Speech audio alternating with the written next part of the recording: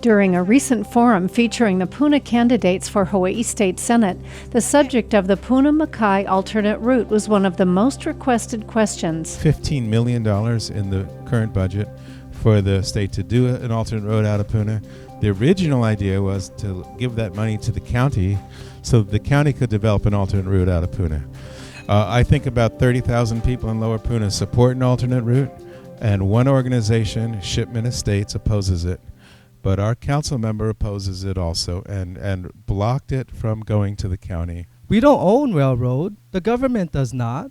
So how are we going to use that money to even build a route when it's only for repair and maintenance? You have to own something to repair and maintain a project.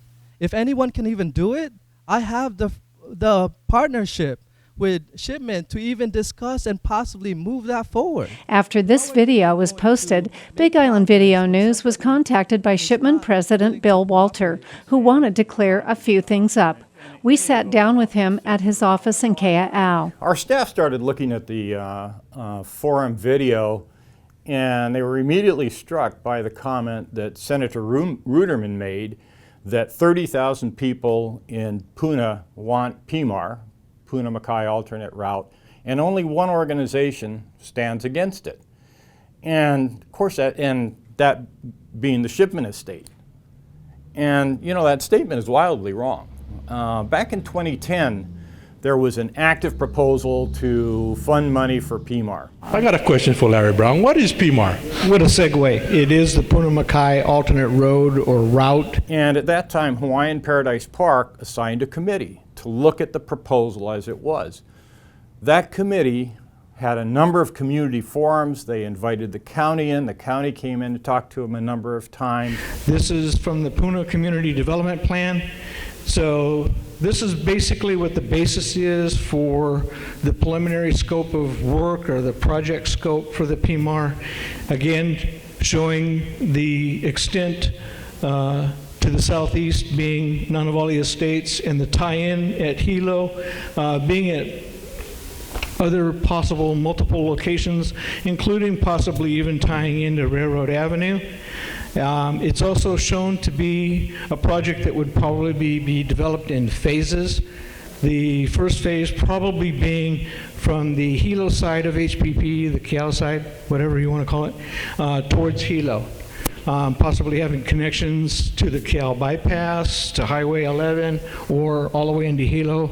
Probably not going any further than Airport Road. And at the end of that study period, in July 30th of 2011, they had concluded that they could not support PMAR as it was being defined at that time. And they formally wrote a letter to Governor Abercrombie suggesting that he not spend release monies for that purpose.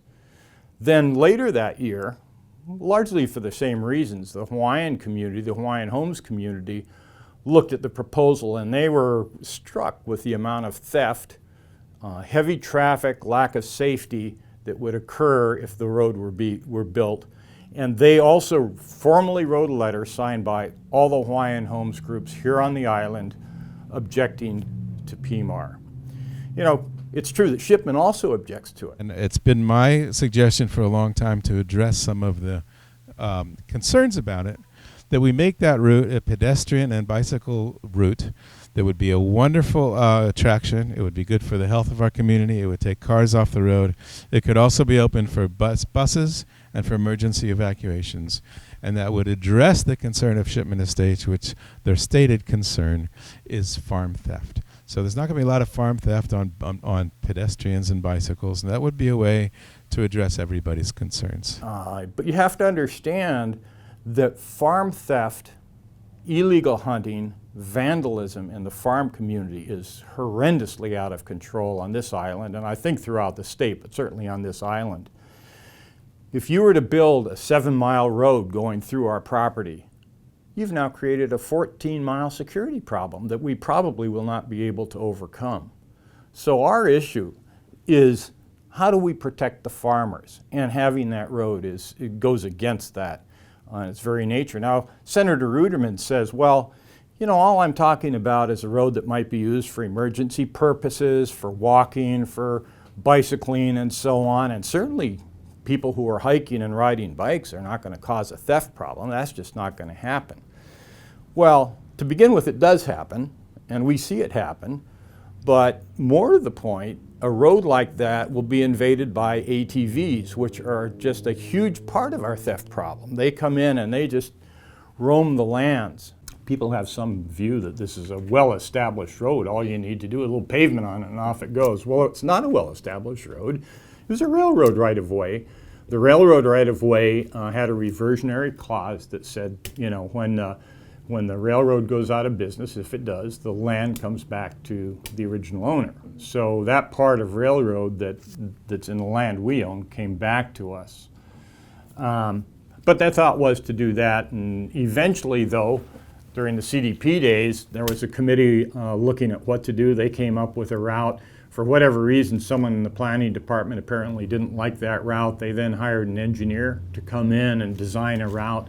He designed a route that came along the side of our property and crossed 130, came up behind Cal Ag lots, up behind Kamehameha schools, and then up above there. We certainly can work on a road like that. That would not be a problem.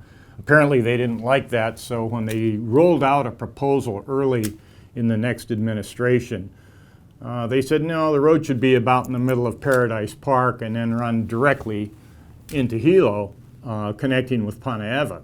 Well, now you're running through the middle of very good farmlands. And again, it shows this whole shifting sands that they're talking about, and any of those routes except the route, like I say, the engineer came up with, we were okay with that route. That really worked with us, and you know, we're happy to help, but we can't let a road come in that makes a major incursion in the middle of our property because it destroys farmlands. You know, there's irony here. You read the Puna CDP and it's all about farms and farmland, and yet I believe that we have the largest dedicated farmlands in the district. And we take a very strong stand. We ask ourselves, what's our value added here to the farmers? Is it just we provide the land? And our response is no. We can create the environment for those farmers to work in. And what that means is we do all we can to protect them from thieves and so on. And it's very difficult. We have not accomplished what we need to there. That the state of Hawaii looks at PMAR and says, hey, this is an alternate to a road that we're already working on. So that road would be 100% the responsibility of the County of Hawaii if the County of Hawaii wants it. They have made an estimate. Their estimate is that the cost of that road is nearly $300 million. So you have to look at that and say, hey, is this an expenditure that the county will make or should make? And it's unlikely. And frankly, I think if you talk to most people in Puna and said if you had that much money to spend to build up Puna, is this how you'd spend it? So that opposition remains.